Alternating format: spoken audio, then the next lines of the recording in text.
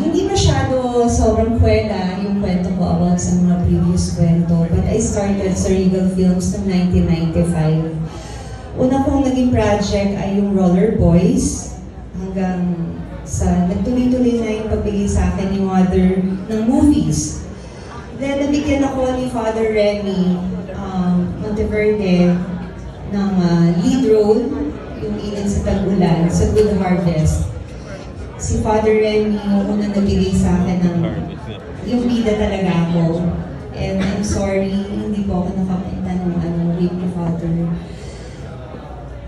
Hanggang naging manager ko na rin si Kuya Dondon for 15 years. Parang second family ko na talaga sila. Halos dito na ako lumaki sa Regal Films. Pinagkatiwalaan ako ni Mother. Nabigyan ng lead roles na talagang pangarap ko noon pa na magkaroon ng lead roles kasi galing din ako sa previous movie outfit, 1993 to 1995. Sabihin na natin, sa Viva. So, dinala ko ng Tita Lilibet Vera Perez ng film noon. And then, hindi ko lang matandaan paano ko napunta sa Regal. But anyway, very thankful ako dahil pinagkatiwalaan ako ni Mother and 25 films din ang ginawa kong pelikula dito sa Regal. Si Mother din ang bumili ng una kong van. Kasi kailangan na, pag-artista, kailangan malaki ng sasakyan. Space Gear pa yung van noon, naalala ko. At noong 2002, ito yung isa sa turning point ng aking career. Tinawagan ako ni Mother, sabi ni Mother, 2 days before, bago kami mag-shoot ng Mano po. O Ara, ikaw na si Richelle ko ha? Hindi na ikaw yung isa, yung supposed to be role ko, yung role ni Chris Aquino. So, nakaano na ako, nag-aral na ako ng Chinese doon sa Ateneo.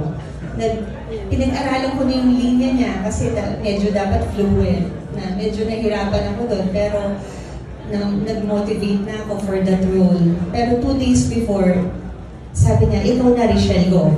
Ito Richelle Go, maganda role na to kasi itong role na to, ako yan. I-peg ng character na yan, ako yan. Black sheep. Black sheep sa family. Sabi niya, ako yan yung character na yan, kaya dapat gawin mo yan, galingan mo dyan. And because of that role, doon ako unang-unang nanalo ng Best Actress Award for that film. Yun na yung history, naging nagtuloy-tuloy na, naging maganda na yung takbo ng career ko. Siyempre, sa Kuya Dondon, sa tulong ni Kuya Dondon, talagang pinaplano namin yan. Yearly ang career. O ilang pelikulang gagawin mo, ilang TV shows ang gagawin natin, na nagkaroon pa tayo ng album. And very supportive si Mother doon.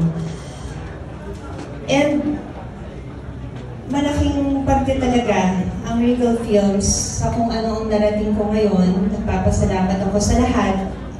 Una-una kay Mother, Ili, Father Remy, Kuya Dondon, Ate Grace, Ate Rosel, Ate Meme. Every time na pupunta akong Dagupan, lagi akong nabibaby ako doon. And si Goldwyn, and the rest of the Monteverde family. I'll be forever grateful.